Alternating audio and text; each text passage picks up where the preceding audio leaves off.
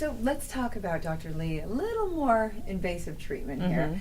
What type of patient and what type of surgery do you do around the periorbital region, and when would you recommend it for somebody? So surgery around the periorbital region, it depends again on the patient. But what I specialize in are mostly blepharoplasties.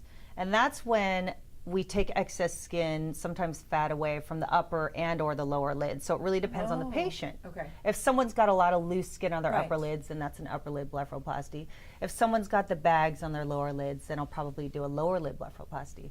Can you do both? You can, absolutely. Oh, and you can also do brows too. So if someone has very droopy brows, then we can lift them, you know, behind the hairline, in front of the hairline, and it also depends on their anatomy.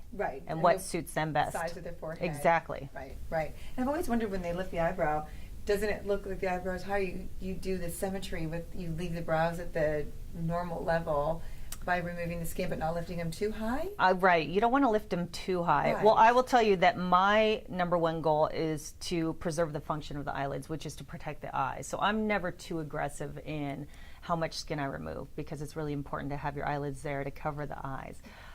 So that being said, you know, I tailor it to every patient. Women, of course, have higher, more arched brows. And if I have a man, I'm not going to arch them as much. So it just depends. And what about, I've always wondered, when you do a surgical procedure like that you're obviously extremely good and gifted at, Dr. Lee, do you lose feeling in your eyelid? You know, you do for a little bit. People often complain that they have afterwards a little bit of tingling or numbness. But that's just because the nerves have been cut in the incision and they're going to regenerate. Thank you so much for watching Aesthetic TV. Thank you, the Bascom Palmer Eye Center. Thank you, Dr. Wendy Lee. Thank you so much. Appreciate you being here. Thank you. Stay tuned for more Aesthetic TV.